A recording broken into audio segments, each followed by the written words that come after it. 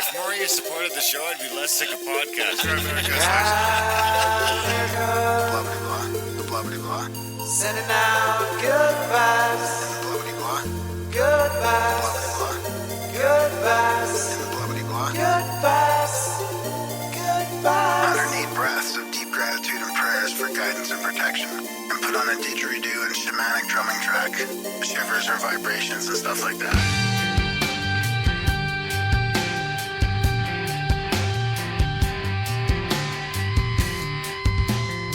Grimerica.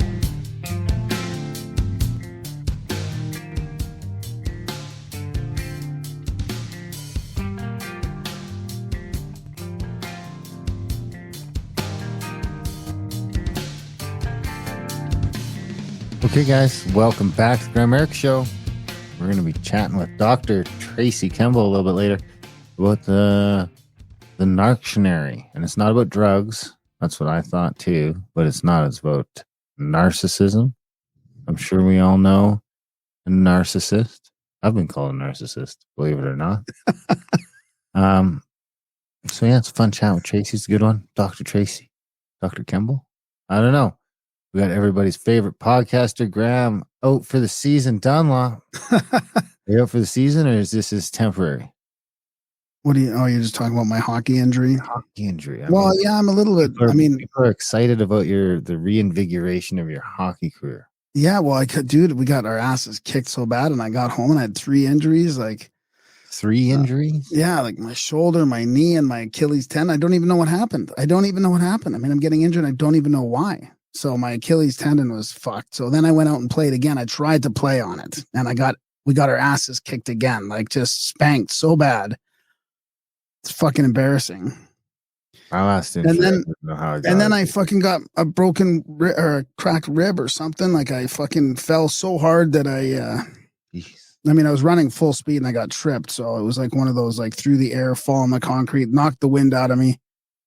And yeah, I think I got a bruised rib or something too. So I'm feeling fucking old and beat up, dude. You are old. You should be playing tonight. I'm taking the night off. Would you like? Well, do you need me to play in your place? You should come out. That would be fun. I'd probably do better than people expect. Oh yeah, you probably would. Yeah, you're pretty much like stand in front of the net and hammer at the net guy, right? Well, yeah, that's what I like to do on skates, though, because on skates I'm real sturdy on my skates, so I could like hammer people down, cross check them and stuff. Yeah, ball when it's hockey, running, probably I feel like there's no in front of the net in ball hockey, but I could probably run like a motherfucker right now.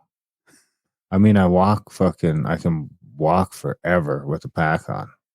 Yeah, sprinting is a little bit different. You know, this is kind of like, you know, I know I can outsprint you, so no way. Maybe not like in a race you'll beat me.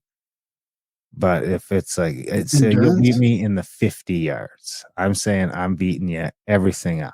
100, 200, 400, and the gap is just getting bigger. No, 100 I could probably do you. No. Do you want to bet? Yeah, 100. Well, once my Achilles heals and my knee heals, yeah, I'll do it. 100 yards? Yeah. Do you remember how far 100 yards is? Oh, yeah, dude. I'm sprinting in hockey. It's at least half the rink or whatever, full rink. The ball hockey rink is like 45 yards. So that's like back and forth, full tilt to the end. You might beat me in 100, but I don't think so. Do I get a head start for like every year older than I am of you? Like no, a yard per year. So I get like a 11-yard head start. Why? I mean, I know a bunch of people that are your age that could fucking just hammer me in a race. No matter how far the yardage was. Cameron Haynes, Joe Rogan, these guys. I mean, Cameron Haynes, that motherfucker runs forever with them rocks he's carrying like a crazy asshole. I mean, I was never that fast, you know? I don't have a lot of breakout speed. Well, I got the breakout, and so you got the long distance. Yeah, I never had the long distance. I hated that. I know, and now you're like pudgy. So I know you got faster. We need to get you back to Huscular. That could be our next operation project is Grambo Huscular. Do you have your like claw shoes and stuff to get out, do that kind of stuff? What's a claw shoe? The shoes you're clawing with, the ones you put on your feet when you want to run real fast in the bush. Oh, yeah. The trail running shoes. Yeah. Mm-hmm. Yeah. That was fun. I mean, that was back in the day when I used to run trails and stuff. Yeah. Because that's the only time I can go for a jog. Have to be back in the day? Well, there's that McKinnon Flats Trail right down there. You could go every day and run along the side of the river. Listen to an audiobook every day. Yeah. It's 20 minutes from the house. Yeah. I mean, you could jog around Chestermere too. I get it. A lot of people don't do that kind of shit. I don't. I won't. I did get my pedal bike, which I don't mind doing. Gets me out, especially with the kids. Yeah, actually, I could totally just go for a bike ride. You know what I mean? I don't feel gay. Yeah. I'm jogging, man. I just can't. I see those people jogging and they look gay. So I should do. No, what if you see me in my rollerblades with I'm going to put the rollerblades on. Hundreds of people that are jogging right now while they're listening to the show. And I'm sorry, but you look gay. I think you're a narcissist. Probably. Remember you asked her the question like, well, how do I know if I'm a narcissist? She's like, well, if you're asking the question, you're probably not a narcissist. So well, that was not for me. That was for someone. I know. But I have asked the question before because I've been called one, a lot. Yeah. There's got to be a threshold there. If you're called a narcissist by more than like 3 people, you might be one. But I mean, look, here's the thing. Why don't I commit to this? Why don't I commit to this? Wait. No. Wait. Get a fucking deer tag for your bow. No, dude. No, I don't want to be shooting stuff. What do you want to shoot with your bow? Targets. Foam monsters. Yeah. I just bought Shauna a bow yesterday. Really? Yeah. Oh. She's prepared to shoot not foam monsters. First, we got to get her up to 40 pounds. I think it's 40 pounds for a deer in Alberta. I'll have to check. I think you want at least 40. 50 would be better. I'm going down to 50 for my antelope this year, just so it's easier to pull back. I would have got one last year if I would have just.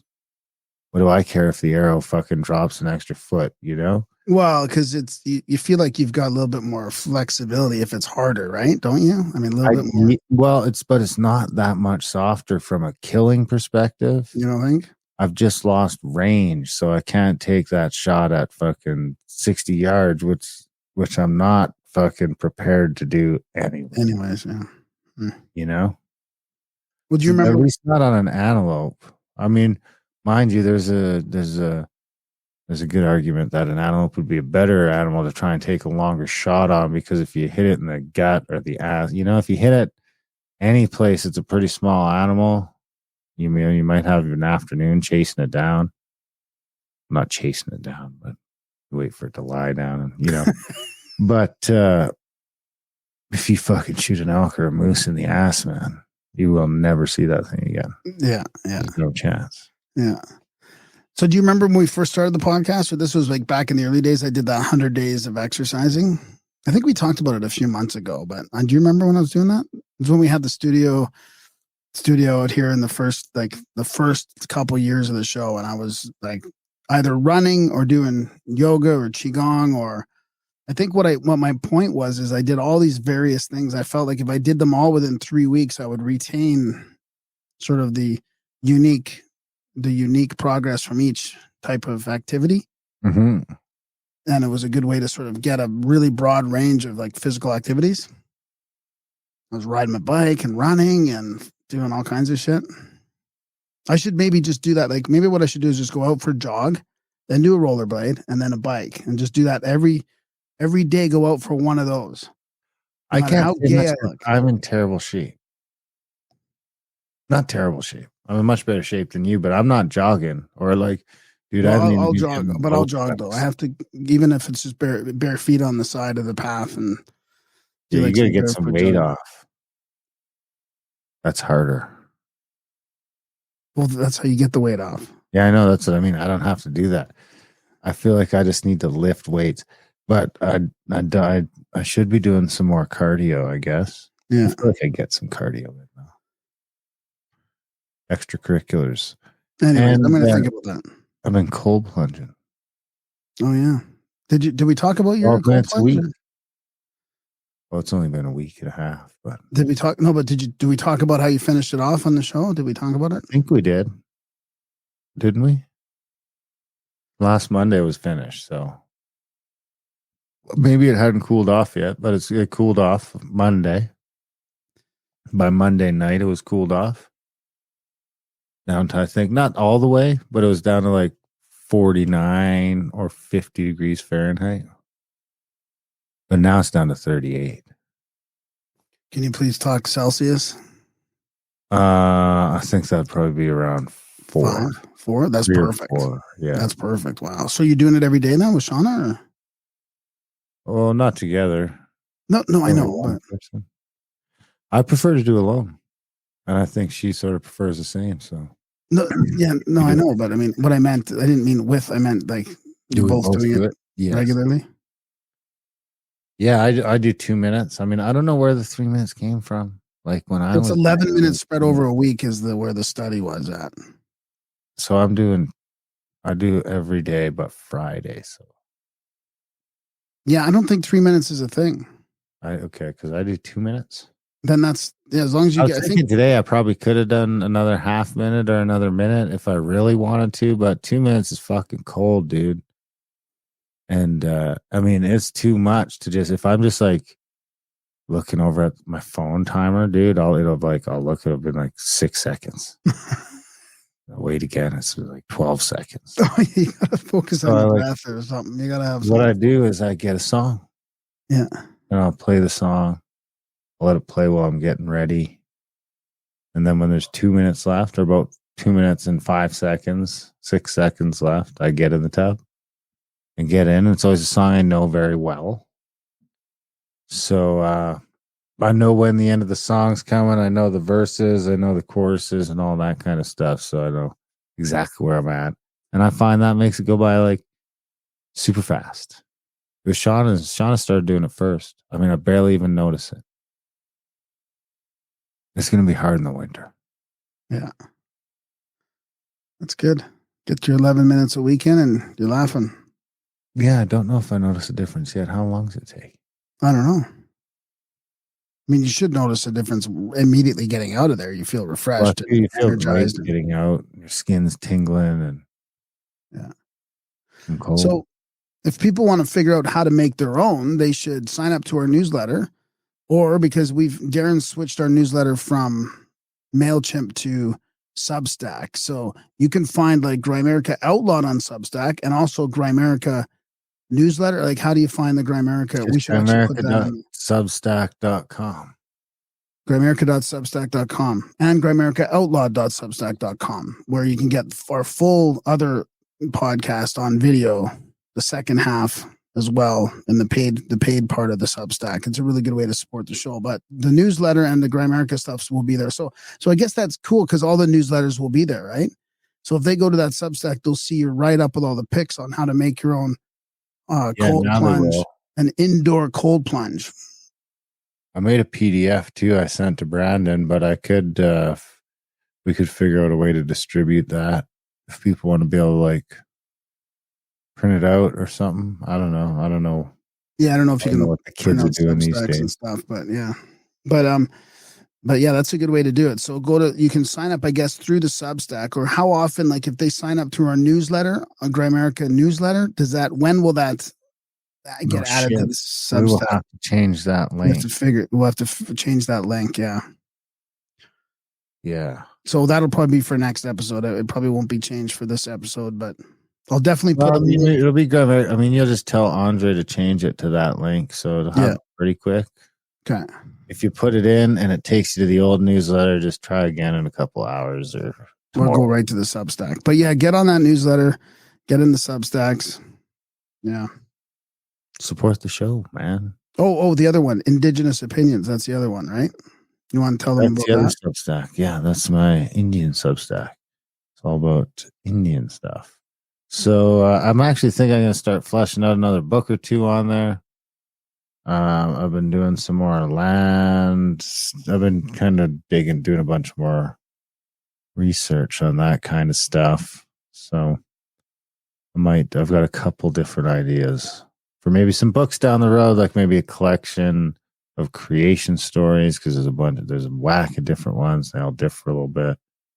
But we're going to be releasing those on the Substack. I mean, we're just going to keep pumping them out on the Substack for now. And then when we have, a couple hundred pages, we'll compile them into books. So right now it's me and a friend of the show, Kyle DeLille's been sending over some land stuff to help out with the history of the land and the creation story for the Kanawake Mohawks people and all. I don't have it in front of me. How was seen? I can't remember. Yeah, it's a pretty interesting post on the land, like the amount of land that when people think about all the reservations and how much you got, I mean, when you really look at the percentages and how much you didn't get, right? Yeah, well, technically didn't get any, so, because it's all vested in the crown. But yeah, it equates to about 0.2% of the land in Canada. So yeah, I mean, and that's just like it can't be 2% even, I don't think. 0.2. Oh, 0.2%. Mm-hmm. Wow. And it's not even Indian land, it's vested in the crown, which means what? They're leasing it or something, or the definition is basically that, they could just take it back whenever the fuck they want. It's unbelievable. Yeah, it's an interesting time. I mean, I'm supposed to meet with the president of BMAC this week, which is a law firm in Canada. So I've been connected with them by the JCCF because we have mutual interests, I guess, when it comes to this sort of thing. So I'm pretty eager. We might have him on the show. I'm working on that, but yeah, things could get interesting on that front. It really does seem like it's the best avenue for me to fuck with the government. So I'm just going to embrace it. And I'd love to just get some land. I'd love to see a negotiation to the end of the Indian Act in my lifetime. Yeah. That's just, I don't know how it works. But they don't have to have just has to end. We can't just keep staying in limbo. Yeah. So if I could play some small role in helping that come to fruition, that's kind of what we'll try and do, I guess. Right on. I'll put links to all three of those Substacks in the show notes. Motherfuckers, support the show, guys. I mean, we just had a meeting before the show about how support is down for the show and how we need some more. So, I mean, I know some people take for granted because we have the Outlawed show and this and that we're just raking in. We're not. We are, we're super grateful for all the support we get. But we're shadow banned all over the place and it's hard to grow and it's hard to this and money's tight for everybody. So, Grimericans.ca/support, guys. If you're still getting some value from a little podcast here, if you ever sign up for monthly, make a one-time donation, sign up for Outlawed. If you can't do any of those things, we understand. Tell some motherfuckers. No agenticals hitting people in the mouth. I think, we should have our own Juneteenth. For America, Juneteenth is tell your friends about the show. What is Juneteenth? Is that a black thing? Yeah, let's not go there. 20th. Because June 21st is Indigenous Day. Yeah. I thought the blacks got February. This is a separate thing. Oh. Well, they put Indigenous Day in Indigenous Month and made a gay month too. So that's where I'm at. Support the show. It's important. And if you can support it, share it wherever you can. Tell your friends about it wherever you can because we got another YouTube strike. We don't show up anywhere. You guys are our only marketing. So share us around. Those Substacks are a great way to do it. Tell your friends, support the show. Other than that, I don't know. What else you got? Well, I got an email sort of synchronicity thing from some friends of ours from some trips that we've been on with Randall Carlson. And then I've also got an Operation Project to continue on from the last 2 weeks talking about UFO disclosure and all that. Great.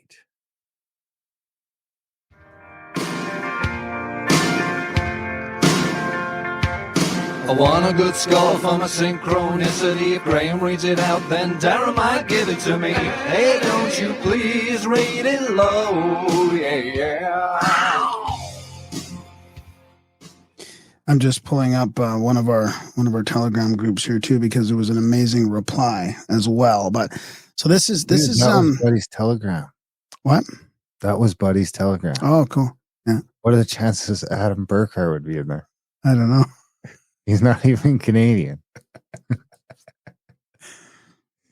Anyway, So- I'm going to add you to it. Okay, so I got an email. This is from Renee. Some more amazing people that we've met on these trips with Randall Carlson and stuff. So she says, okay, I have a very, so thanks to Nikki the dude for telling her to send it in to me. That's about a sort of a synchronistic precognitive dream experience. Okay, so I have a very weird story, and I think this would be a great place to tell it. I'm inviting your opinions as to what you think this could mean or what the broader significance could be. So I had this dream last night. So June 13th, I was sitting at a picnic table out in a field with John Lennon. He was sitting to my left, and I was explaining to him how it feels to have an Beatles or commie? What? Beatles or commie? What do you mean? Well, the Beatles, John Lennon, or the communist, John Lennon? Well, I'm assuming the Beatles. Okay. He was sitting to my left, and I was explaining to him how it feels to have an extreme feeling of happiness and euphoria. Kind of like the feeling you get on your last day of school when you know that you are free and you never have to go back again. I continued to tell him that right now it feels like there is a rectangular, clear plastic lid or box with corners that is over us or on top of us. And all of our hopes and dreams get stuck in the four corners of this clear plastic lid. For some reason, the corners of the lid were very significant in this dream. We can see through the lid to where we want to be. We can visualize it, but cannot break through to the other side. We send out hopes and dreams, and they just get stuck in the corners. But when the lid gets lifted off, we feel euphoric or free. All of a sudden, I start to make up a song on the spot, and I sing. I can't sing at all in real life. The singing felt so good because I was actually able to do it, and it felt very freeing. The words of the song were very simple, and I can't even remember what they were, but they did rhyme. That was pretty much the end of the dream. I woke up and told my husband about this very strange dream, but strange but wonderful dream that I had. I began trying to analyze it and how it pertained to my life. We agreed that it was a pretty cool dream, and we got up and went on with our day. So here's the weird part. This morning, June 14th, I was unloading the dishwasher and decided to turn on the TV, which I rarely do. And they were discussing a few political stories, and then all of a sudden they started talking about Paul McCartney releasing a new Beatles song where they used AI to extract John Lennon's voice from the old cassette tape. Paul said they told AI that this is a voice and this is a guitar. Lose the guitar. So AI focused only on John Lennon's voice. And then they used his voice and mixed it with the remaining Beatles to create a new song. When I heard this, my jaw dropped and I was thinking, the rectangular clear plastic lid or box for my dream, could it be the cassette tape? And they freed John Lennon's voice from its confines using AI? Could AI be manipulating our dreams? What's that? I said also Paul is dead, so not possible to have all the Beatles there. And it was Vladimir Lenin, not John. I was wondering what you're talking about. I thought it was like after he got turned by the CIA or something, you know? I was like, I couldn't speak up because I just didn't know what you're talking about. So then she says, could AI be manipulating our dreams or manipulating our reality? Sorry, this was so long, but it freaks me out a bit. What do you guys think? Then she posted it in one of our telegrams there, but she didn't get much of a response. But I do have a response. Let's hear And this is from Dre. Who's Dre? in our Telegram. Another amazing person that we met on this trip. Wow, you got a real download from the higher consciousness. Very cool dream. The way I understand it, we all upload our experiences to the world to the higher consciousness. And sometimes this information is available and understood by others. So all the folks involved in Lennon's AI cassette recording were uploading that information to the universal consciousness, and you were in tune enough with it to understand the download. What's also very cool about this story is that Lennon was particularly interested in communism. No, I'm just kidding. In dreams. Looking deep. He was probably a communist too. Let's be honest. Look deeper into Lennon and his dreams. McCartney says Lennon visits him in his dreams. This is a very beautiful little nook in a fascinating world to look deeply into. Let us know what you find. John Lennon said it best when he said, "A dream you dream alone is only a dream. A dream you dream together is reality." And then I was just like, so this is like right after I read hers. According to my assistant, John Lennon was not a communist. It's just a chat GPT. I mean, I bought the pro version. I mean, it really is really handy when you're writing to just get, it's like Googling, but you don't have to because usually every time I Google something, it'll take me a bunch of Google searches, to kind of flesh out exactly. That's what I was telling you, dude. It's so much better. Google's good when I need longer form stuff and sourced stuff. But if you need an answer on something, I can ask for sources and it'll give me sources. But I would prefer the Google experience for that. But just for quick stuff, what year was this? When did this happen? It's tough to beat. Totally. That's what I was trying to explain to you a little while ago. John Lennon was known for his activism and political views, but he was not a communist. He was a supporter of left-wing causes and was involved in anti-war and anti-establishment movements. He was also a vocal advocate for peace and social justice. However, he did not identify as a communist and did not align himself with any particular political party or ideology. Thank you for that update. So this is where these synchronicities get compounded. Who is Graham Dunlop? So I just wait. Let me finish off the synchronicity before you go down all these other rabbit holes. Don't even put my name into there. Right, possibilionist. So I see this email come through. I'm scrolling down. It's like it's an update from Red Voice Media. I get the whole email with all the shows. Red Ice? I scroll. No, Red Voice. Jason Burmis, right? So if you listen to Red Ice, it's fine. Just don't talk about it on the show. And the last one is the FBI and the 2 bullets in John Lennon. This John Lennon revelation should be headlines everywhere. So this is right after I see this thing. So I forwarded it to her and she says, "Wow, Graham, I watched the reality rant and my mind is even more befuddled." Jason also mentions the Kathy O'Brien story, and I literally ordered her book, Formation of America, from Amazon on June 11th, and I received it yesterday. I do believe that AI could be more advanced than we know. I also think the FBI is somehow involved in all of this. Now I'm starting to sound like a paranoid schizophrenic. But this shit is deep. So, I mean, crazy, eh? That is a good one. And I can't remember Dre. I do remember Renee. I wasn't there very long, though. Yeah. I didn't have very much time to meet anybody. So I asked, who is Graham Dunlop? It was I needed more context. So okay, so don't just stop right there. Are you going to rate this synchronistic dream or? Oof. And I did see a cassette tape. 8.2. That's pretty good. And I saw a cassette tape come through. Support. What's that? I said Grimericans.ca/support. Right. I saw this. Anything over an 8, you should donate. I saw this cassette tape come through on Instagram too, and it's interesting how the 2 round tapes in there, those clear ones that they made in the 80s, early 90s. We can see and the 4 corners are free, right? And the tape is in the middle. So, yeah. Interesting. Isn't it something? Can I do my thing now? Sure. So I said, who is Graham Dunlop? Oh, no. I'm sorry. I didn't have enough information to provide an accurate answer to your question. That's good. That's great. There may be many people with the name Graham Dunlop. Can you please provide me? So I said, Grimerica. Graham Dunlop is one of the hosts of the Grimerica podcast, which is a long-form conversational show that covers a wide range of topics, including alternative history, spirituality, conspiracy theories, and the paranormal.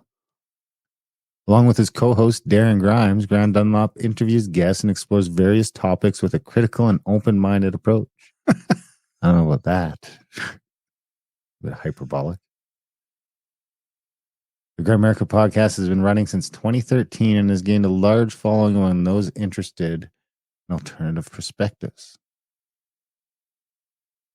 And I said, I'm sorry, but I can't answer that question as it is personal information and it's not appropriate to speculate or disclose someone's sexual orientation without their consent. What did you ask if I was gay? You're gay. So then I asked if you're sober. He said, I do not have that information about Graham Dunlop's personal life, including his sobriety. It is important to respect people's privacy, not to make assumptions or speculate about their personal lives. Thanks. Do you have a name for your assistant? I should name it Chatbox right now. Thanks, Chatbox. I think that's a good enough name, isn't it? Yeah. Wish it would talk it out. I can't get it to talk it out to me. And I heard I could like train it to do stuff, but I don't know how to do any of that stuff, or what that means. But if you do, I am like playing around with it. So if there's someone out there that's like into it, because I know there's some people that have been able to like kind of hone it to exactly what they're doing, and add their sort of their daily prompts and stuff. Yeah, or even like almost like spin it so it knows like my ideology's not like, you know what I mean? It's not, might not be the right word, but just so it knows your context, what context I'm coming from when I'm, and it's kind of specialized maybe for Indian stuff. If that's, like maybe I could have a couple. I could have my little Indian helper and my other one for when I'm doing other stuff, my little hunter helper, probably the same one.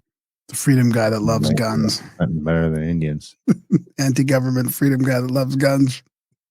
That's, we'll just name him Tex. All right, guys, you got anything else? You got a bio? Yeah, well, I want to do the project. I got to do the project operation quickly. You gotta? Yeah. Because this is the third week in a row we've been talking about this disclosure thing, so. Have we? Yeah. I didn't even think it came up once. I forgot about it. Because it wasn't disclosure. Nobody cares. But we were supposed to bring out the UFO quote of the week. A lot of people care. Well, this is the UFO quote of the week. Mannequin, artichoke, MK Ultra. Operation Project. So this is kind of stemming from, we talked about disclosure on our Grimerica Eldod second half with Charlie and Ricky, and then Matt Arrett forwarded me an article that he wrote because I guess he saw it on Substack. So, and it was like, what do UFOs, Laurence, Rockefeller, and MK Ultra have in common more than you think? Did you read any of that at all? No, but I was curious of what kind of feedback you got on that last episode. Yeah. Well, I haven't had too much yet, but so he gets into like the modern sort of aspect of the Bigelow funding, and with Harry Reid and all this new stuff on the UAPs. But then he gets into the part that I'm going to talk about, because we were talking about Greer's Disclosure 2.0 last episode, and the episode before that on the intro, I think we were talking about the whistleblower from the government who came forward on debrief.org, Micah Hanks's editor's job there. Micah Hanks. So he's getting into this one. He's talking about how well Grier is sort of how Grier is compromised. So he talks about the Rockefeller project, and this is from 1993, the Disclosure Initiative. So this is like a year before I became a CSETI member back in the 90s, I guess. MUFON and CSETI. It was created by none other than financier Laurence Rockefeller, the fourth son of Standard Oil founder John D. Rockefeller. The initiative had a twofold purpose: to unite all the largest UFO research organizations in America under one umbrella, which was promptly accomplished within 1 year, and massively lobby the Clinton administration to declassify millions of documents, which was done in 1994, revealing little more than mountains of anecdotal testimonies and correspondences. So during the heyday of this UFO disclosure initiative, the Clintons stayed at the Rockefeller Ranch, during which time an early recruit to the disclosure mission was the Clinton chief of staff, John Podesta.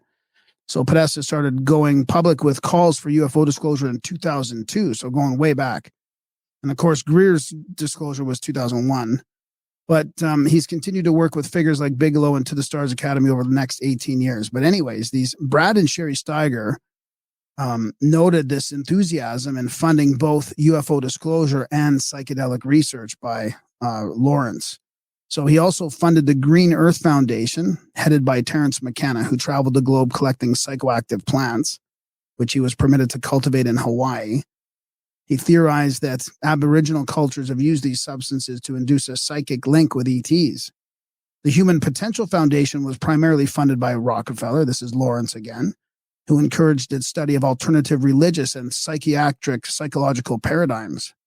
Similarly, he cooperated closely with the BSW Foundation, headed by Bootsy Galbraith and Wright Houghton, who shared his belief that ETs are benevolent and have come to help the human species ascend the evolutionary ladder rapidly.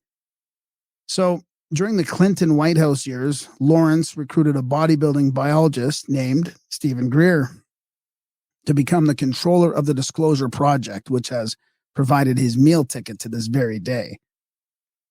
So I don't know. I mean, there's no link here to where, I'm sure I've heard of this before. I don't know where the proof is that Laurence recruited Greer, but maybe he funded him early on. I'd be interested to know more details about this, but he says Greer has given thousands of interviews promoting the narrative that NASA's Apollo lunar projects were stopped in 1972 merely because the aliens who have been stationed on the moon for eons didn't want the truth to leak out, but were at least kind enough to let us keep the technology they gave us earlier in Roswell in the 50s. If you believe in Greer's narrative, which gets much crazier, I promise, then human creative thought is actually not as special as the shadowy forces controlling the government that wanted you to believe, since space technology only exists because we stole stuff from ETs.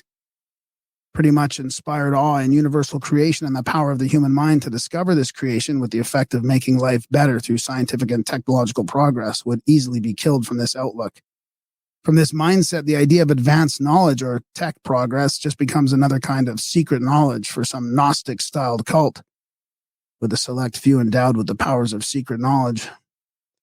So the questions an intelligent person should ask now are, and this is back from September 2022, by the way, why would a leading figure of Rockefeller dynasty devote the last decades of his life to the cause of UFO truth? Did he or those on his payroll or those in the CIA actually care about the right of the people to know hidden truths? Or is the plan just designed to misdirect the minds of credulous and jaded citizens into an invisible cage?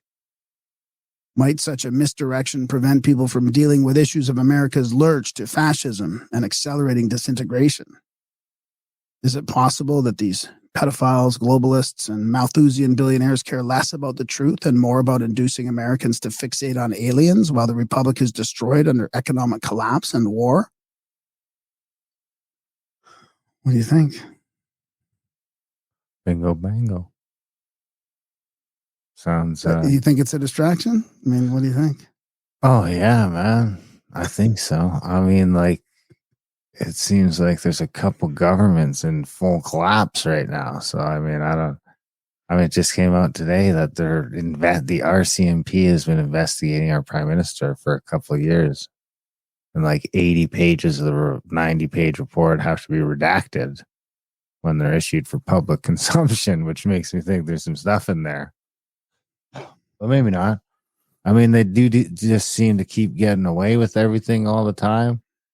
But it seems like, I mean, even the No Agenda guys were talking about in the newsletter, at least, that it's like there's a real chance that Biden is going to have to resign over this shit, or at least not be able to run and keep running, like run again. Yeah. So I don't know. And it seems like nobody likes Trudeau anymore, but who knows? I mean, I didn't think anyone liked him for the last few years. So Yeah, and the timing is suspect. Like you said, there's these things going on with the leaders of the free world, and then the UFOs or ETs just becoming accepted. There's whistleblowers left, right, and center, and people are talking about it in the news. All of a sudden, these cases are being taken seriously. What are they setting us up for? There. Yeah, it's getting weird out there. All right, now give me a bio. So yeah, Dr. Tracy. She's been taught in 5 countries around the world, or her program Reclaiming Me has been taught in 5 countries around the world. She's went from the victim to the healer for the past 25 years within the domestic USA, from West Coast to East Coast. There are currently 2 online live workshops a week where women from all walks of life attend to heal. She's an award-winning entrepreneur, the founder of the International Feminine Boss Society and Academy, an online and in-person learning center where she and her team teach women entrepreneurs how to become the boss of their be and business with feminine energy. And she's also the author of a whole bunch of books on narcissistic. Let me just go to the bookshop quickly and check. It's drtracy.tv. And she's written Discover the Divine, Reclaiming Me, Reclaiming... Actually, that's the wrong one here. Yeah, Reclaiming Me and the Narc.Tion.Ary there. Narc.Tion.Ary, Empowerment is Sexy, the Courage to Say No More, and the Narc.Tion.Ary, the Narcissistic Abuse Recovery Dictionary. So there you have it. Getcha. All right, guys, enjoy the chat. Dr. Tracy Kemble.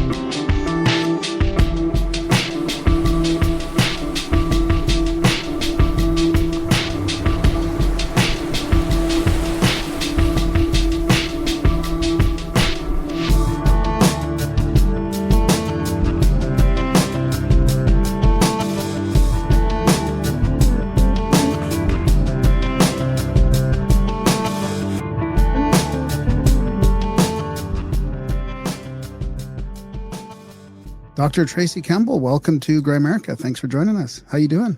I'm great. How are you? Well, we're doing pretty good. Yeah. Doing pretty good. We're glad the summer's here finally. It's been a long winter, so we're enjoying the sunshine a little bit. I love it. Where are you guys located? We are near Calgary in Canada. Okay. Yeah. Yeah. So we had a bit of a long winter, yeah. You did. Yeah. And where are you again? California. All right. How's it going there? You're good. We don't have long winters. Yeah. I was seriously considering now, like a lot of people from Alberta snowbird down to Arizona or California for, 6 months. That's definitely got to be on my manifestation plan, Oh, I'm all about that. Yeah. So we've been looking forward to this chat. I mean, I've been in a challenging, a couple challenging relationships. There's work and personal stuff, and you've got this book out that we want to get into for sure. Narc.Tion.Ary. I guess that's how you would pronounce it, right? Yep, that's perfect. Yeah, but I mean, I think we should start a little bit with some of your background, maybe your experience with how kind of you got into writing the book and your experiences with maybe narcissistic abuse, that type of thing. We've touched on it on the show a couple times, and I've got some questions from a sort of a bigger perspective too, because we had a guest on another show that was talking about cluster B personalities and stuff like that, but we can get into that later a little bit. Okay. Yeah, just some light conversation for today. Yeah, yeah, exactly. Just before we jump right into the depth of all this.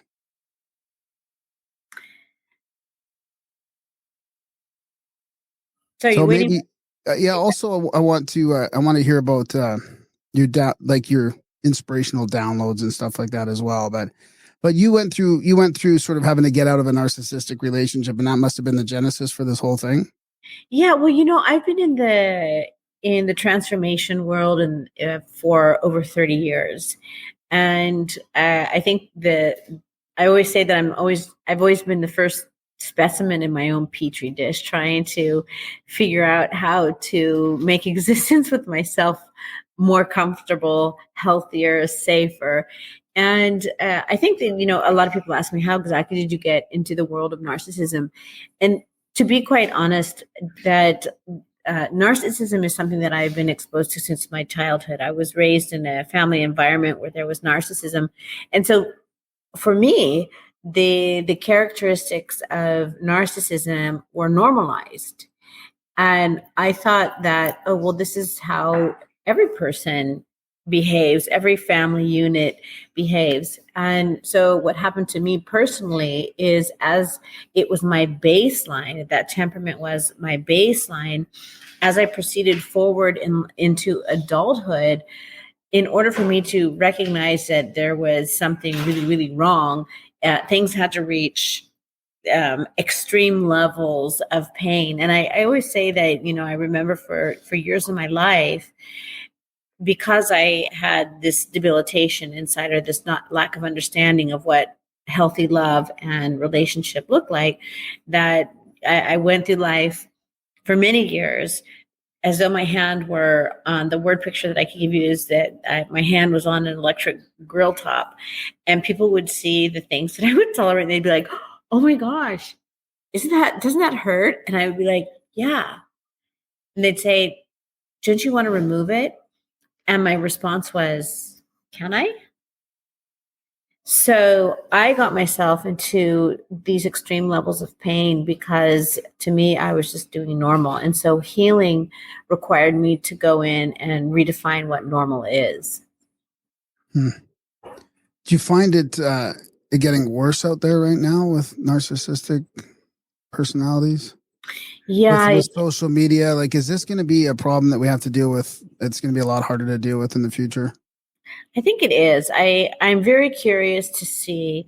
Narcissism is not new. I mean, it's been around for hundreds of years, if not thousands of years. It's a part of human nature, let's say. And all of us, we need what's called healthy narcissism. So let me just give you some narcissism 101. Okay. So narcissism, what we're talking about is a personality characteristic. Okay. It's somebody who acts and behaves in certain ways that would deem them narcissistic. The thing about narcissism is that it is a spectrum disorder, which means it goes from here to here. Okay. The difficult thing about that is that each and every one of us needs healthy narcissism. And healthy narcissism is that which we have right here in front of us.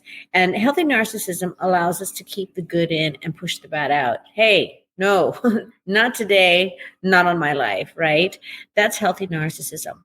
As narcissism goes on up the scale, it then merges into something that's called narcissistic characteristics. And these are very difficult people. They just exhaust you by their means and their ways. As it continues to go on up the scale, it then merges into narcissistic personality disorder. And this is part of the cluster B personality disorder that you had mentioned earlier. And these are very problematic people.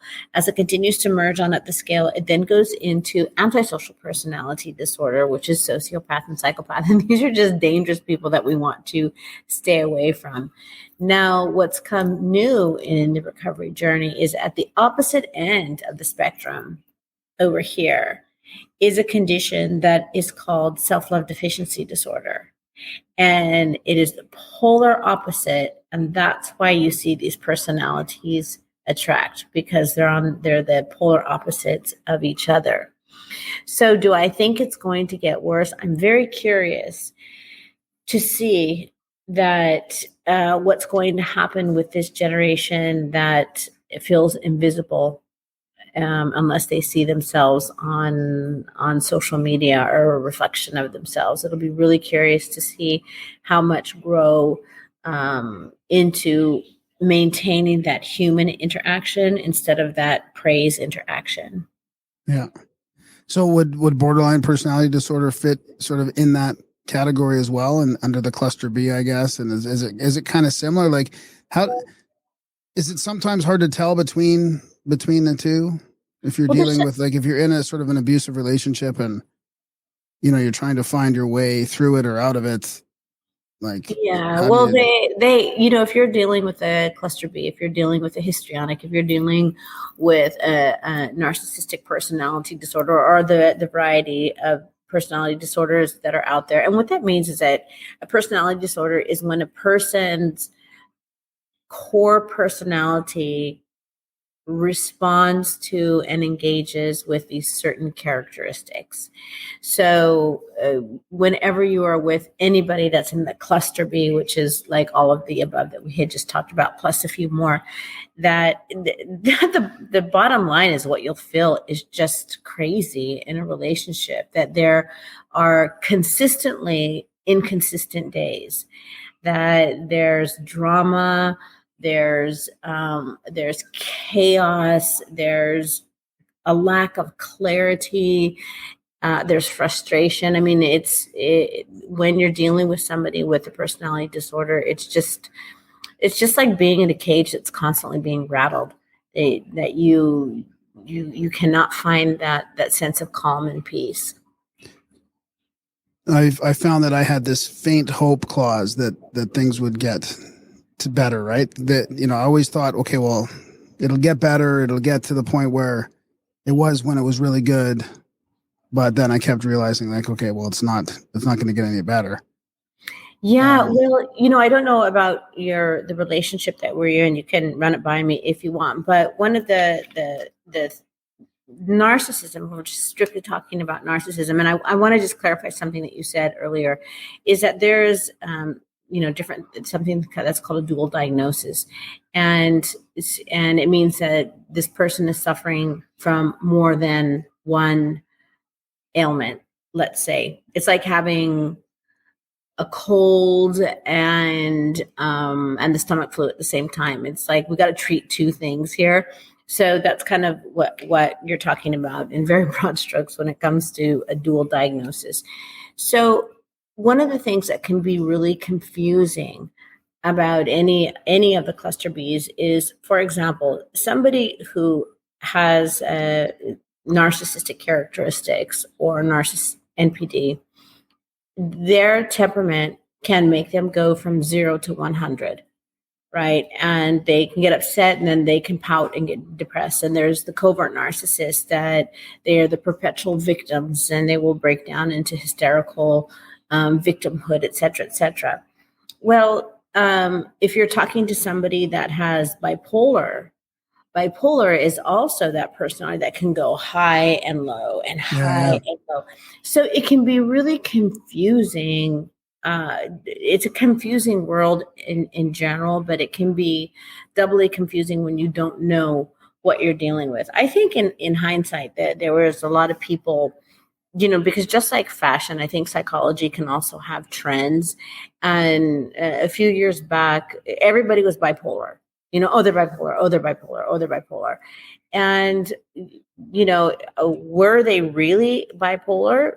Because, that these things have very specific diagnoses to them.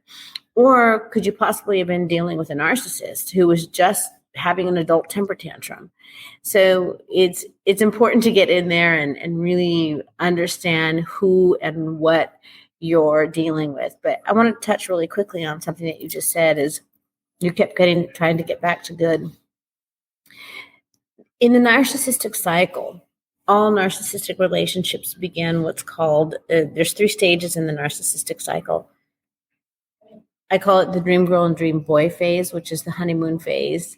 And this is when the person just love bombs you and makes you feel like $1 million, and they pedestalize you, which means they put you up on a pedestal. And this stage can last about up to 2 years.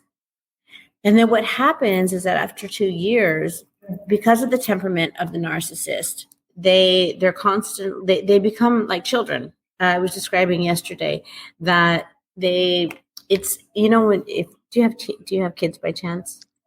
Darren does. I don't. Okay, so you would recognize this. So with a kid, okay, if you have nephews or even us, as we think back when we had when we were children, we would get this toy, right? We'd be like, "Wow, this toy is so cool! I really like this toy." And then, like an hour later, we're bored with it, right? Well, the narcissist is kind of the same way when it comes to people. Is that they, after about 2 years, because they're constantly looking for fuel, that what happens is that suddenly they just get bored. It's like everything that you were doing for that person to make them love you and appreciate you, they're just like, okay, that just doesn't excite me. And so what they do is they go to new levels to get fuel, and it goes from the dream girl, dream boy phase, and then it phases into the degradation phase. And once it heads into the degradation phase, there's really no going back. You might get them back for just a moment, but because that phase has ran its course, it's never going to come back.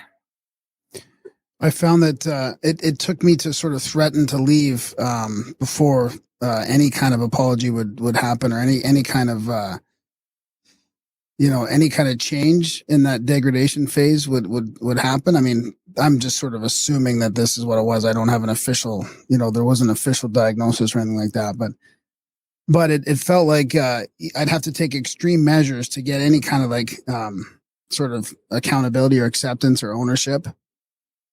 Which I would then hope, I would sort of get that faint hope that it would get back to the dream girl phase, Yeah, the dream girl, dream boy phase. What's the percentage of is there hope for people? Because I know that some people have recognized like the ruining relationships, or their life is kind of like, even though they're smart and charismatic, their life is sort of spiraling downwards, and they do recognize that there's something wrong and they get help. Is there, like, what would you say the percentages of people that actually have some self-acknowledgement and can get help for this? Depends on where that person is on the spectrum. So the closer to norm, here's the thing, and I was sharing this just the other day. There's a difference between being a jerk or just having a jerk day versus having narcissistic characteristics or narcissistic personality disorder. We all have less than shining days that we accidentally hurt the ones we love. But these days are few and far between. And, every couple should probably, I always say, we should have, 3 to 4 jerk cards a year. And that's when we just are like, oh man, can I just redeem my jerk card? No explanation needed. I get it. I apologize. And we're on, and we're not harming the person again and again and again in the same ways. If you have somebody who repeatedly harms you in the same way, it's who they are. It's in their personality. It's how they believe they're supposed to behave. Now, depending on how deep the person is into their narcissism, let's say halfway, like not fully over, but enough to destroy relationships. Yeah, there's no percentage, but I can tell you this is that anybody who is dealing with narcissism as a reference base, they never fix things because they have the empathy to say, oh my God, I'm hurting the person I love. I can't believe I hurt the person I love. What they say is, ooh, I'm about to lose something, so I need to do something to keep my life the way I want my life. It's a very self-centered way.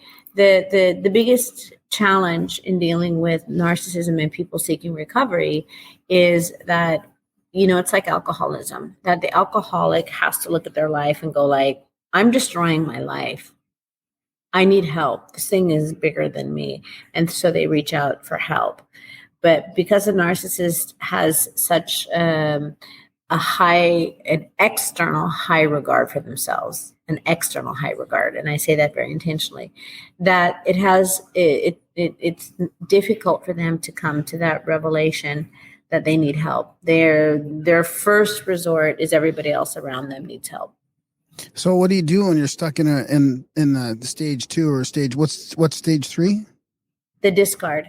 Discard. Okay. The discard is when the narcissist and the narcissist within a relationship, to keep control, will do what I call mini discards, where they'll break up, or they'll withdraw and just pull away. And but the discard is officially defined as, well, the way I define it is, it's when the narcissist all of a sudden will just put you out like trash and move on with their life.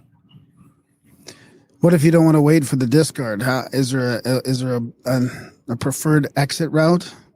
Depends on the personality of the narcissist that you're dealing with. So if you're dealing with somebody who has the propensity for insanity or danger, you need to, they say that the best result is to go no contact. And that looks like the discard, but it's from the victim to the target's point of view. It's stepping out of the chaos. And they, if you can just go no contact, that will be the best for the victim. But normally that will set the narcissist on fire, and the dramatics and theatrics will come out. And then you could easily get swooped back in if you don't understand, okay, they're going to come back, and they're going to come back with the love bomb. And normally the love bombing will last around 90 days. And then after 90 days, if they don't get things the way that they want, they will maybe start a character assassination campaign or different things like that. So what about, obviously if the preferred thing is like no contact, what if you're working with somebody and you have to deal with them, like you've kind of like left the main, so you don't have a direct relationship anymore, but you have to deal with them now and then or whatever. Is there a way to go around stuff, or like kind of just not really get engaged? I feel like non-engagement, a lot of times I feel like I would get sucked into engaging, whether it was exactly. like massive texts, like a text campaign, or like I'd get a call, like, 20 calls on the phone when I'm trying to just get away. And like, yeah.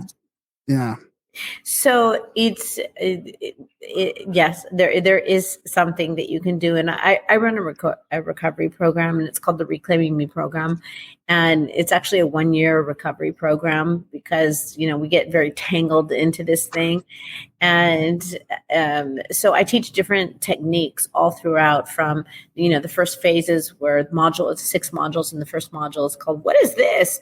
and I help really educate people as to what is this monster that they're dealing with. Phase 2 is called "What happened to me?"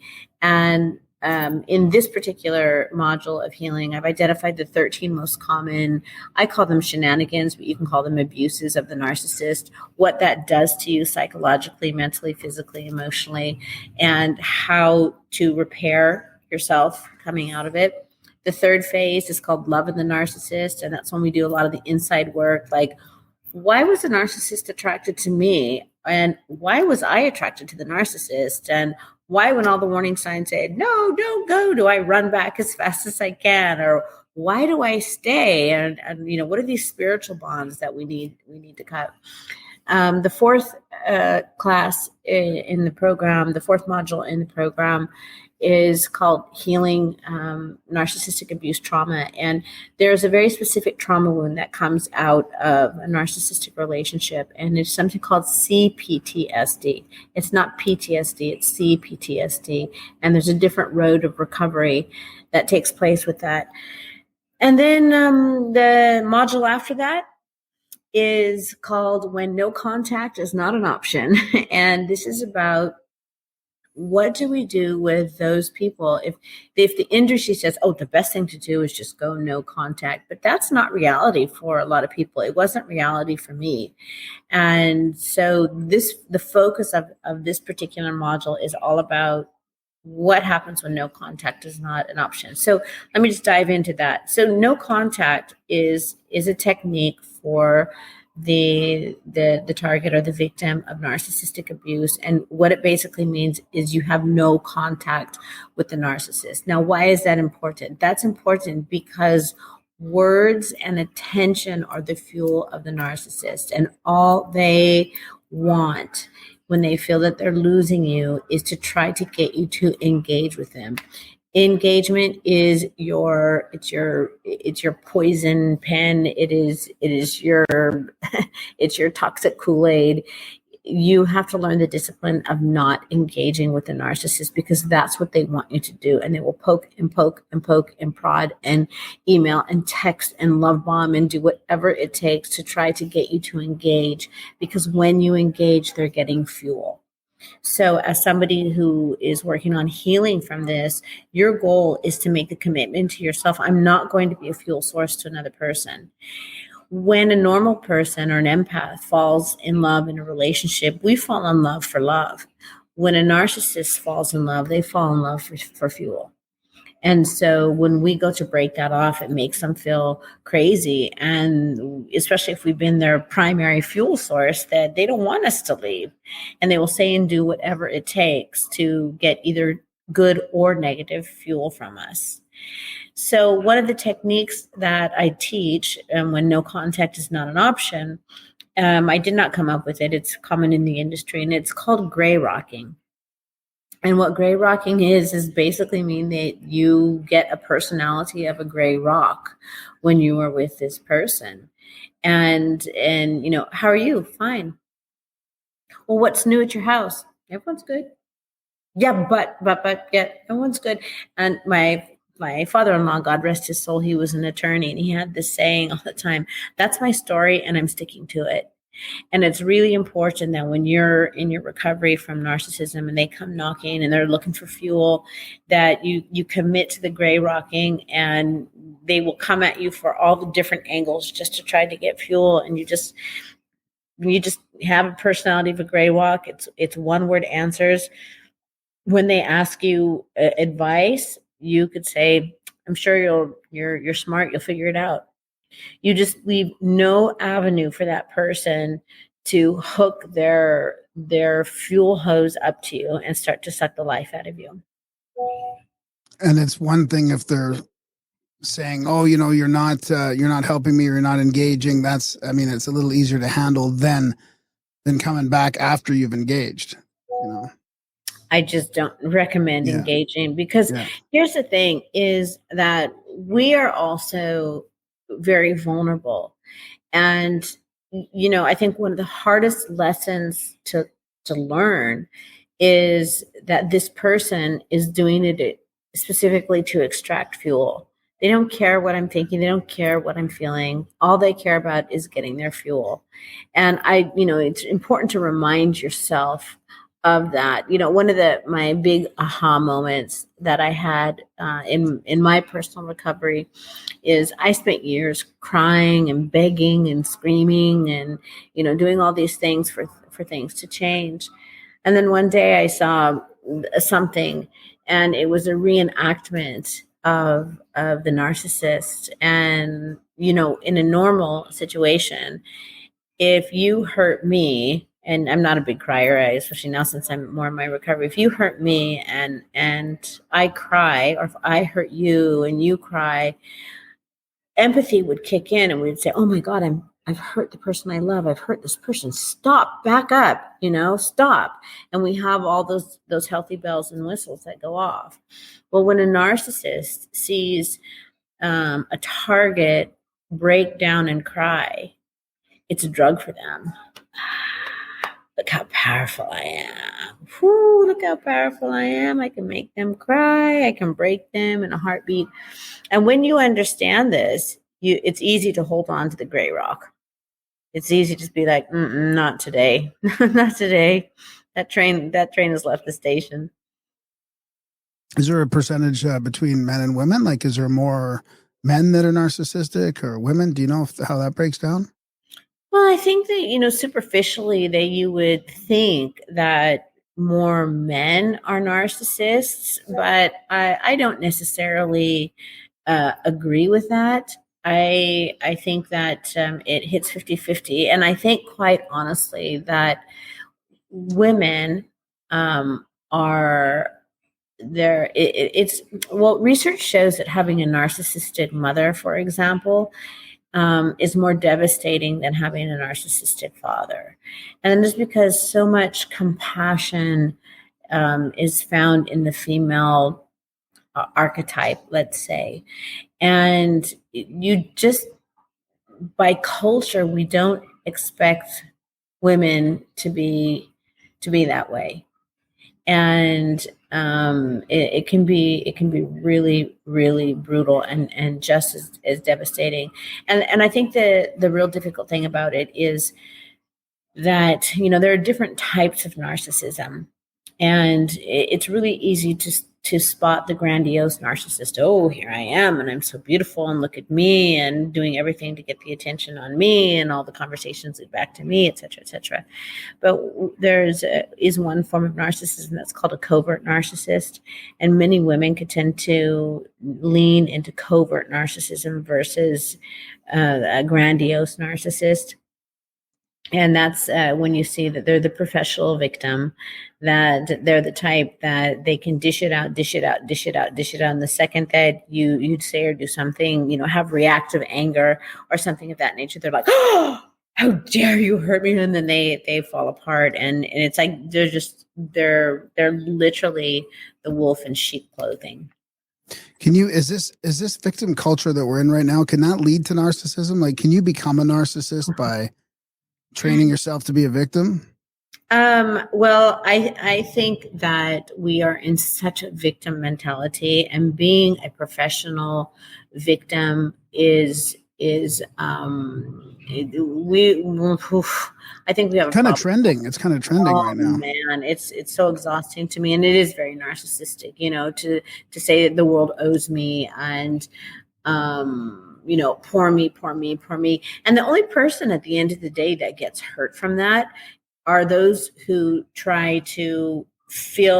constantly try to fill the glass that has holes in it, because as soon as you give that person everything that they want, there's holes in the glass, and it's going to deplete out. So it's a never ending effort to fill that person. Enoughness rests inside of us. And nobody is obligated to us in any which way in life. And when we just embrace that, we get all of our power back. Question from Adam in the chats. Hi, do a lot of domestic abusers, have narc traits? I have found that my whole journey in the world of recovery began just with abuse recovery, because I found myself in a highly abusive relationship. But 30 years into this, I believe that every person who abuses has narcissism in them, because you cannot harm another person and be okay with it ever.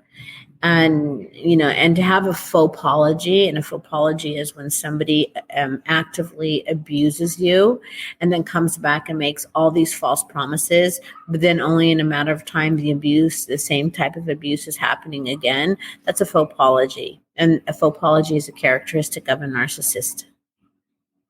Wow, that's interesting. You mentioned there was differences between those.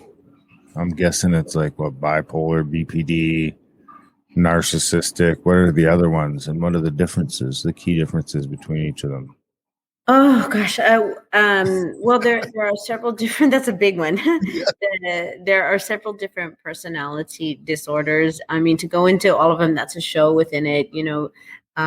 Histrionic is somebody who is very flamboyant in the way that they speak.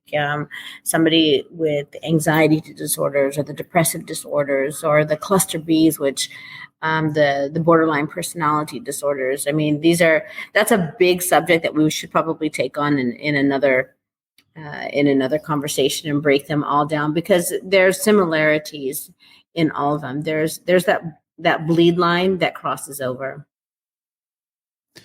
What about What about just to pick one, the anxiety? Because it seems like a lot of young kids right now have this anxiety, and I don't think I've ever really heard much about anxiety disorder, but they've got anxiety. I mean, a lot of kids, the early 20s, kind of late teens. It seems like everybody's got anxiety. Will that form into a disorder if it's not dealt with, or is that a new up and coming kind of trend? No, it's not new. When I was young, because I was in this chronic, unstable environment, that I had what I call in my recovery program, narcissistic induced depression. It's based in situational depression, but I call it narcissistic abuse depression. And I also suffer from really, really bad anxiety. And I wrote a book called Breaking Up with Anxiety, because along my healing journey, what I realized is that anxiety is a warning sign that something you value is in danger. And so this is why we get anxious. It could be our spirituality, our sexuality, our money, our physical safety, the people we love, our job. I mean, whatever comes into that threat line of possible harm, that will cause us to have anxiety. When the anxiety begins to take over and you don't have the ability to stay in the here and now, and the only place that we can conquer our problems is in the here and the now, right? And so, anxiety disorder is very real. And I think that because so many people feel out of control of their life, and they don't have that sense of confidence that everything in life is okay, that they can slip into anxiety disorders. Yeah. Darren, do you have any other questions at all? Well, not along that line, I guess. I mean, I just find like I don't know the difference between any of them. I've heard all the sort of buzzwords over the years, and I couldn't tell you the difference between any of them. All the definitions seem the exact same. There's those bleed lines. Each one has a very specific characteristics that it's like your kids, your kids have all the same bloodline going through them, but all, you're all within the same family unit, but they all have their own unique things that separate them. That's kind of what that would be classified in as. But the most important thing is, when we are in a relationship, we are not supposed to be crying in a relationship. If you find yourself crying, if you find yourself it's called the narcissistic fog, and it stands for fear, obligation, and guilt. And if we are in a relationship when we are feeling fear, obligation, and guilt, that is not a relationship. That those are all warning signs that you're in a toxic relationship. Yeah. Can we talk about your book a little bit? Some of the main sort of definitions you've got, like you made, like an encyclopedia type thing or a dictionary out of this. All right, so let me tell you about my book. So my book is called Narc.Tion.Ary, and I'll tell you how it came about. This book, this is like my 5th book that I've written, and this book spilled off my pen so quickly, and I'll tell you why. So it was around 9 months ago, and a girlfriend of mine who she was definitely married to a narcissist, that she called me one day, and she was just on the floor. He had a lot of money, and all of a sudden, just one day, it was the discard. And boom, he was out and gone and finished with her. And she was on the floor, and she called me and she's like, I can't even explain what's happening to me or why it's happening. And I know that you specialize in this and blah, blah, blah. So she starts to tell me, everything was fine until it's not. And I said, yeah, well, you just experienced the discard. What's the discard? The discard is when the narcissist is done with you and they're putting you out like trash. She's like, oh my God, that's what happened. And she said, it's just so confusing because, whenever we would try to talk, it's like nothing would ever, and I finished her word, nothing would ever get resolved. And she's like, yeah, exactly. And I said, yeah, because a narcissist can't have resolve within a relationship, because if there's resolve, there's peace. And if there's peace, there's no fuel. So they can never have peace and harmony within their relationship, because then they're not getting the fuel. And the reason that they're in the relationship with you is to get fuel. And she says, oh my gosh. And she says, and every time I would talk, I would just end up so confused. And I said, yeah, well, that's because you got word saladed. And she says, what's a word salad? And I said, a word salad is a technique that the narcissist uses where when you're talking, they throw so many words on there just to confuse you and turn things upside down so that they're never held accountable for what actually happened. And she says to me, oh my gosh, Tracy, I wish that you could take all these words that you're saying and, put them in a book so we newbies could grab a hold of it and really understand what we're up against.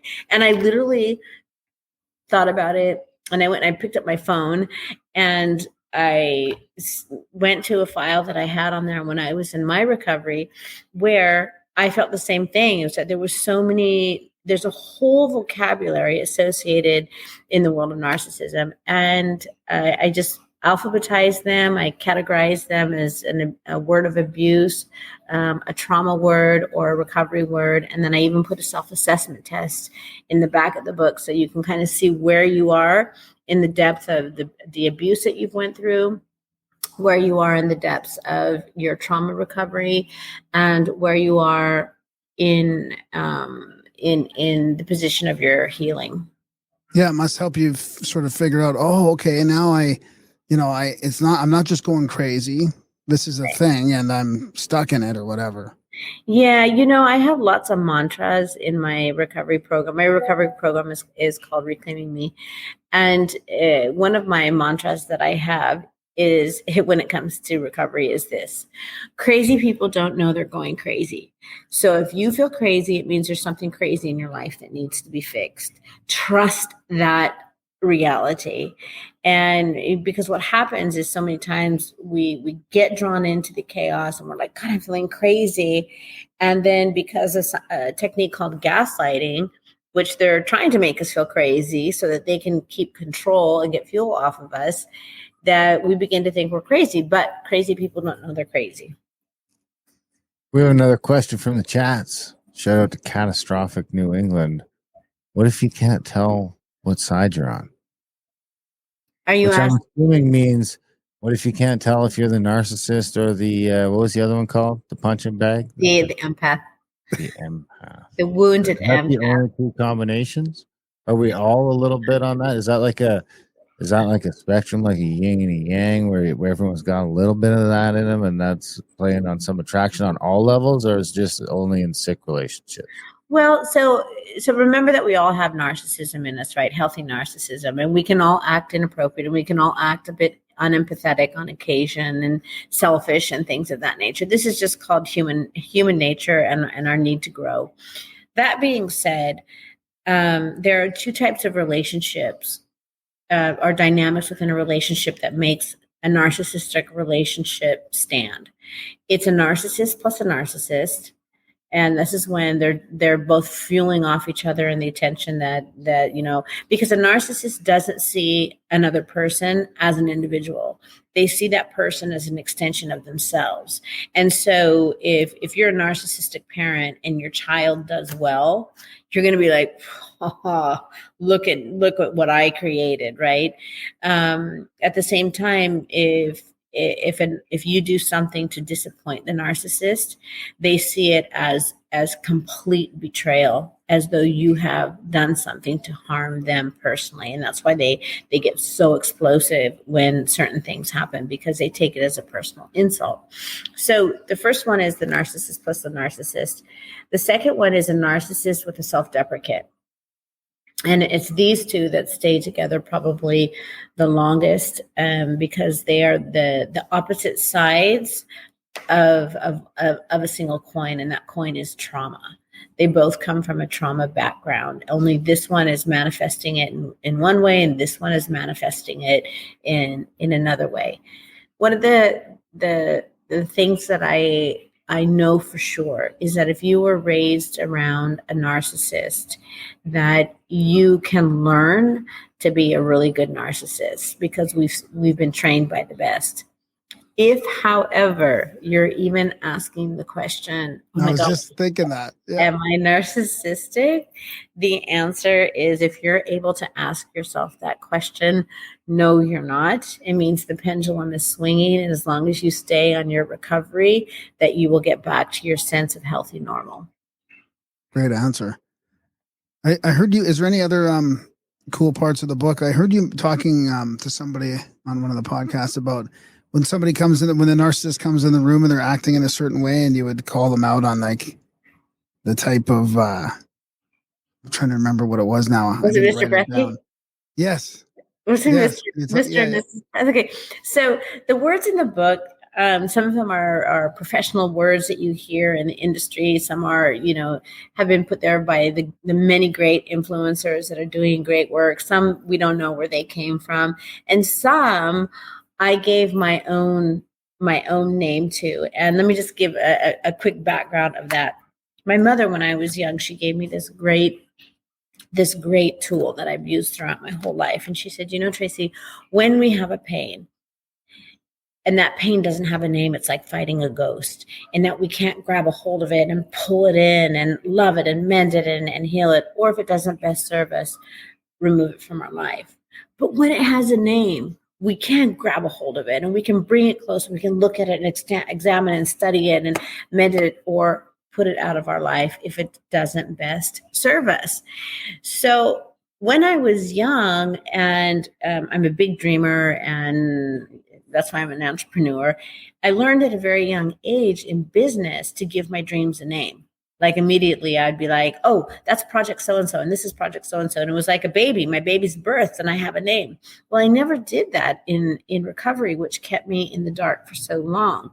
So when I was reminded of this amazing tool, I suddenly started giving all narcissistic behavior names. A lot of it backed into professional verbiage that's already in the industry and there. But on the ones that didn't, I would give it a name. And so Mr. and Mrs. Breathy is one of the names that I gave to a narcissistic characteristic and narcissistic abuse. And what it is some narcissists can be very passive aggressive, and they like to do lots of silent punishments that make you feel crazy. And so one that I had experienced a lot was I called it Mr. Breathy. And what would happen is it's that person that when they walk in the room, you're like, hey, like, hi.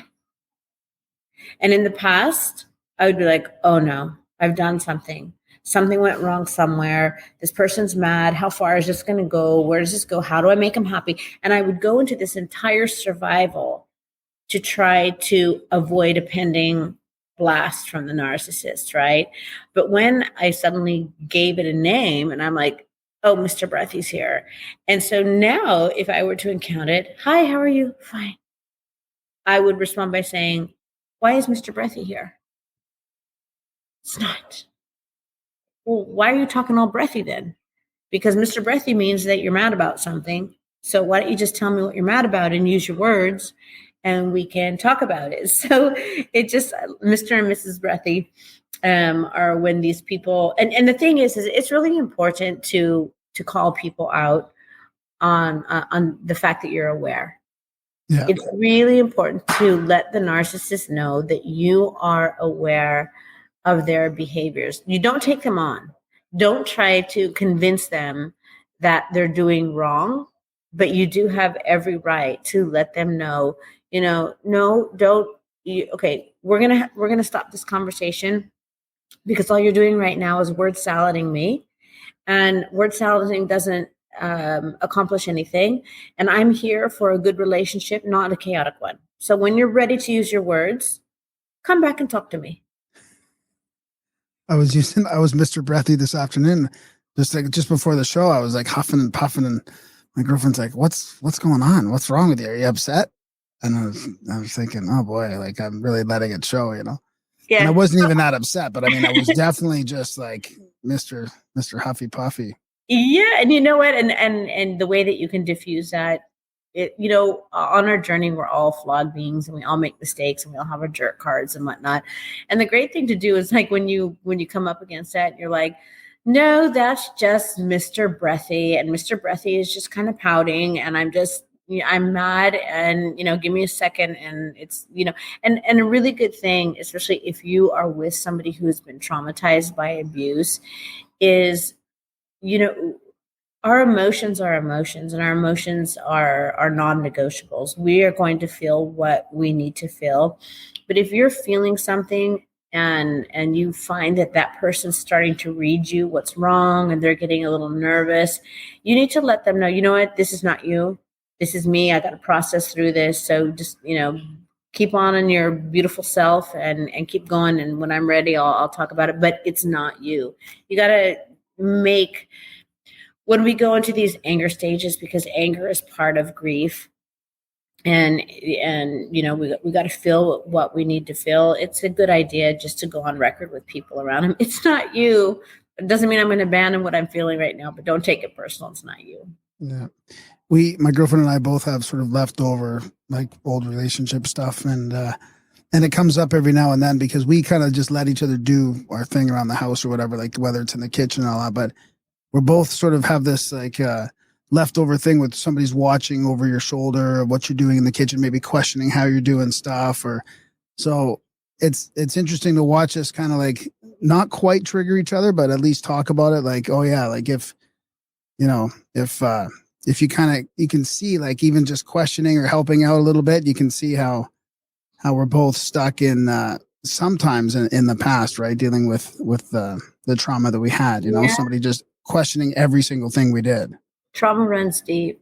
Runs deep. And as you know, I was speaking to somebody a bit ago, and they, ended up, the whole discard, and they're like, oh my God, how did all this happen? And I always say, well, you got to this place one step at a time. It's like walking into a desert.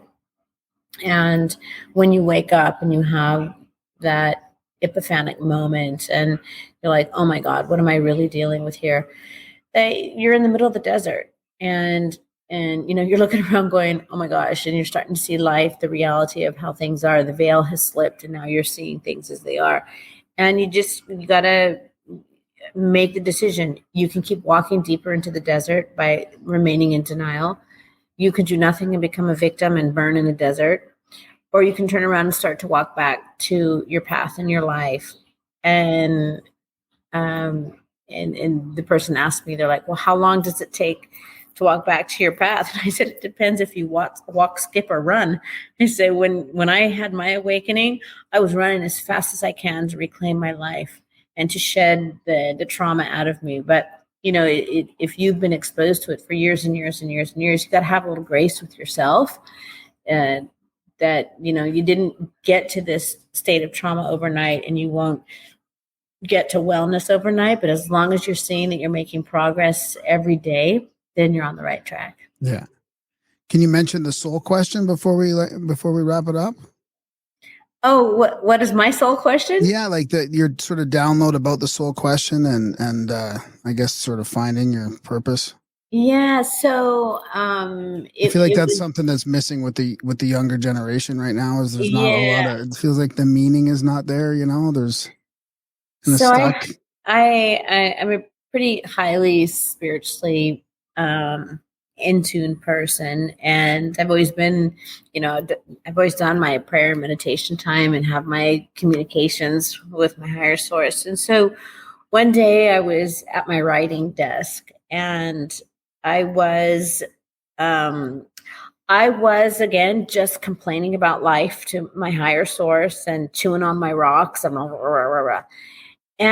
all of a sudden in my spirit, I just got this download, and the download said soul question. And I said, what's a soul question? So later that day I went to Google, and I'm like, what's a soul question? Well, even Google didn't know what a soul question was. So my prayer and meditation time, I went back, and I'm like, okay, you got me. What exactly is a soul question? And the download that I got was a soul question is the question that our soul arrives at this life's existence with, that we're supposed to spend a lifetime unfolding and unveiling to help us figure out what the purpose and plan of our life is. And I thought about it for just a quick second and, reviewed my life. And I said, I know exactly what my soul question was. And my soul question was, what does it mean to authentically love yourself? And when I looked at the pain that I had in relationships, the pain that I had in business and not negotiating my worth, the pain that I had in taking up my space, feeling like I had to apologize for being here, the pain in the perfectionism that I lived in, and et cetera, et cetera, et cetera. And there were so many layers. But what was behind all of that was that I didn't understand what it meant to authentically love yourself. And it was at that time that I began this journey that led me into deep narcissistic trauma recovery. Because as I mentioned earlier, a narcissist and a wounded empath are the opposite sides of the same coin. And I was surrounded with so much narcissism in my life because I was aligning myself with people who have experienced the same trauma as me. And so this is why I believe that self-love is the only antidote to narcissistic abuse recovery, because when we are living on the same vibrational level as the narcissist, the same mentalities as the narcissist, but when we learn this whole journey of learning to love yourself, and the difference between loving yourself and a narcissist is that we must learn to love thyself, and narcissists are self-lovers, big difference. So when we learn to healthily love ourselves, value ourselves, honor thyself, is that our vibration raises like this, and then we can no longer just be attracted and aligned with a narcissist anymore. And that's why not just in my recovery program, the Reclaiming Me program, but in all of my programs in the Feminine Boss, teaching people how to become successful entrepreneurs and with feminine energy and all of those things, that all of my teachings are based in building this steely foundation of self-love under our emotional feet. Because if we only have a plank, like self-love is this, right? We're going to walk like we're on a tightrope. But when we have self-love, looks like a boardwalk, whereas a boardwalk has plank after plank after plank after plank after plank. That's what self-love is. It's a set of tools and principles and beliefs that we set as a foundation in our life. For example, first voice, that's a sign of self-love, having a first voice. A home base, all of us need to know where our home base is. Did you know there's something called emotional homelessness? Well, you suffer from emotional homelessness when you don't know where your home base is. Reciprocity in all relationships, be it friendship, be it parental, be it lovers, be it business, there's to be reciprocity. And if we understand that, and that's like, this is the foundation of my life. I operate in a sense, a place where I can have a first voice. I know where I'm rooted and I'm grounded. My non-negotiable is to have reciprocity in my relationships. When I have all of these stacked up, and in this particular program, I have 48 planks that need to go in our self-love base. That's when we become this unshakable person. And it doesn't mean that bad things won't happen. That's life. Contrast happens in life. But when we have many planks underneath us, if one goes down, we're not going to fall. That's why we need many planks under us to build a steely foundation of self-love. Right on. Darren, you got any questions?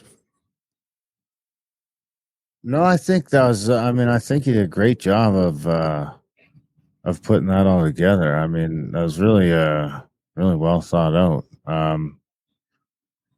I guess, what about, like, if you got trauma, do you know about that shit? Does everyone know about their trauma? Is this like multi-generational trauma? Is that a real thing? Because I'm like, that seems kind of sketchy to me. But what's your opinion on that? And like, if people have trauma, is is it something you normally remember from some point, or is it a childhood thing, or how does some of this stuff creep in? That's a big question. Let me try to break it down. So I think it's impossible to go through life without experiencing certain levels of trauma. And trauma is a loss of anything. It could be a loss of an innocence, a loss of a belief, a loss of a love. It depends on what package trauma comes in. Trauma also, it depends on how long we are exposed to the trauma that will cause the depth of the wound. So if I hit you once like that, it's not going to affect you. You're not going to be traumatized by that. You may be irritated, but you're not going to be traumatized. If I did that every day for 10 years, you're going to have a debilitated arm, and you're going to have bruising, and you're going to have nerve damage, right? Because the trauma went on longer and longer and longer. So trauma is not, you can't just put it in one bottle, except the thing is that if you've experienced trauma, you will be affected by it. Is there generational trauma? Yes, there is generational trauma. And I'll tell you one of the things that came to my mind when you were saying that is, imagine if you were raised in a cult environment, and imagine your great grandparents were raised in this cult environment, and in this cult environment, it was okay to have sex with children, right? And it just went on from generation to generation to generation. Well, what's going to happen is that, let's say your grandparents stopped the trauma, but your parents now have certain behavioral ways, and then they pass these behavioral ways into the familial environment, and you might not have the trauma of sexual molestation, but you have some mentalities that take place. There's this true story, and it's about baking a chicken. And there was this lady that she was went to some chef's house to learn how to bake a chicken. And so when the grandmother was teaching her how to bake the chicken, she's like, okay, so you take the chicken and you take off the wings and you tuck it here and then you put it in the oven. And she kept looking at it and she's like, okay, but I have a question. Why do you take off the wings? Are they poisonous? Are they toxic? Is there something wrong with them? Blah, blah, blah. And the grandmother said, I don't know. So she went and she started talking to her sisters, and come to find out, they behave that way with the chicken because their great grandmother cooked in an oven that required the wings to be cut off so it would fit into the oven. And so here, so many generations later, they're still carrying on the same practices that were based on the scarcity of the past, the limitations of the past. And so that's how generational trauma can continue. It might not even be relevant. It's just the lingering behaviors and mentalities that sometimes take years to unwind themselves. Not always conscious, like we're not always aware even of the trauma we have, right? Exactly. And I think the best way to do it is, the purpose of life is joy. You know, what is the purpose of life? The purpose of life is joy, that we are put here to experience joy, to find our joy. And joy are the things in life that make us say, I love this. How do I know who I'm supposed to be with? That person that makes you go like, oh God, I love being with that person. How do I know where I'm supposed to live? Where you go, God, I love this place. How do you know what you're supposed to do? Oh my gosh, I love doing this. You know, if like I told somebody the other day, I love the concept of herb gardening, but I could never be a hardcore gardener because I don't like to get my hands all that dirty. You know, I'm constantly washing my hands and whatnot. And thank God, because that's not my dream. That's not what makes me say, I love this. And so all of us have these unique things in our life that lead us to our joy. And the reason that, you know, I when it comes to living a healthy life, I say that, you know, joy has an address. And we need to find our joy buttons in life. And the reason being is that joy is one of the highest vibrating emotions on the emotional scale. And so when we are living in joy, we're vibrating higher and life becomes much easier because we're able to manifest. I'm not going to go into all that because it's a totally different show. But joy has an address, and the purpose of our life is to find the things that live in joy. And one thing that's very important to do, if you're like, am I a trauma victim? And if you have fogginess in your life, you're not clear, like, what am I here for? What am I doing? Who do I love? What do I love? Where's this train going? There's something holding you back. There's a good chance it might be trauma. If you don't have joy and clarity in a relationship, that's a trauma-based relationship. I'm a firm believer that as individuals, we belong to no one but ourselves. And that my job is to come to this existence and be the best definition of myself. My husband's job is to come here and to be the best definition of himself. And if I authentically love him, and if he authentically loves me, we're going to love that best version of that person's self. And if I compromise myself for another person, which I've done many times in my life, I'm then showing a B version to the people around me. And those people don't deserve that. People deserve my A version, and I deserve my A version. Wow, Tracy, this has been fantastic. Before we wrap it up, we do put everything in the show notes, but, a lot of these guys, they just don't bother to read the show notes. So we'd like you to just tell us where to get the book. And if you have a website, if you can just give us that URL here on the air so people can listen to it. Super. And let us know where people can track you down. If you have any social media that you want people to follow you on, you can mention that as well. Thank you very much. So the book is called Narc.Tion.Ary. It's like dictionary, only it's Narc.Tion.Ary, and you can get it on Amazon.com. You can follow me, my website with my recovery programs. My empowerment programs are drtracy.tv. And you can follow me on social media at Dr. Tracy Kemble or Reclaiming Me. Awesome. Thanks. This has been great. Thanks, Doc. Come back. You'll have to come back and let us know how it goes. I would love it. Right on. Take care. And that was a chat with Dr. Tracy Kemble. What'd you think, buddy? Yeah, it's good. Yeah, I kind of like those deeper episodes.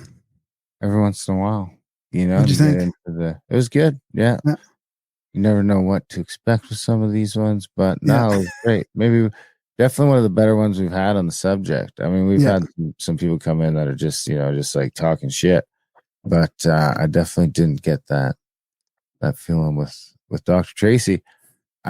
Big thanks to Dr. Tracy for coming on the show. Big thanks to you guys for listening. Even bigger thanks if you're one of the 1 or 2%. I mean, we might have cracked the 1% for a bit there. Honestly, we were probably almost up to 2%. And then like the COVID and then recession, and we're back down, I'd say hovering around 1 or a little under even. So if you guys could head to Grimericans.ca/support today and join the ranks of those people and become a 1%er. Sign up for a monthly or make a one-time donation. You could just do like, $1 a month, $2 a month. You decide. But we can't do it without you. The show's adding some value to your life. Head over there, send some value back our way. Spam, Graham at Grimericans.com. Of course, we have our other podcast where we talk about stuff that we can't talk about on YouTube and places like that because it's a little too controversial. Head over to Grimericans.outlaw.ca if you want to listen to that. Everything else we do is at Grimericans.ca. We have some great trips coming up this year if you want to check that out. And also some fantastic new audiobooks over at Adult Brain. You can get all the way there through Grimericans.ca. It'll get you to every place. Well, you're done donating. You can just go right there. So other than that, we love you guys. Thanks for listening. And we will see you next week.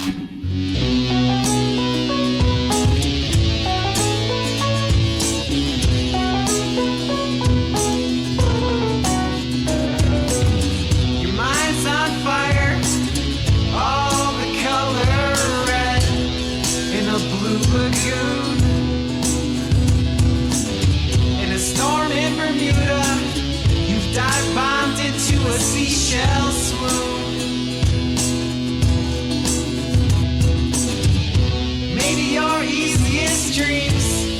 like sweet perfume.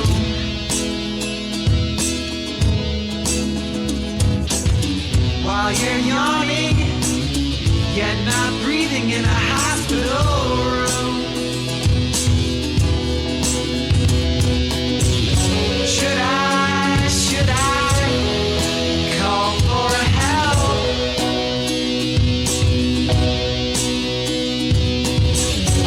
We are drowning in this ocean swell. Let's start from scratch. Quit living these lies and become unattached. The idea of some far-off future is the fuel for your worries. But for God's sakes, time is eternal. Please do not hurry. Please do not fret. Please act now in a way that doesn't lead to regret. Please stop smoking so many cigarettes, so profuse.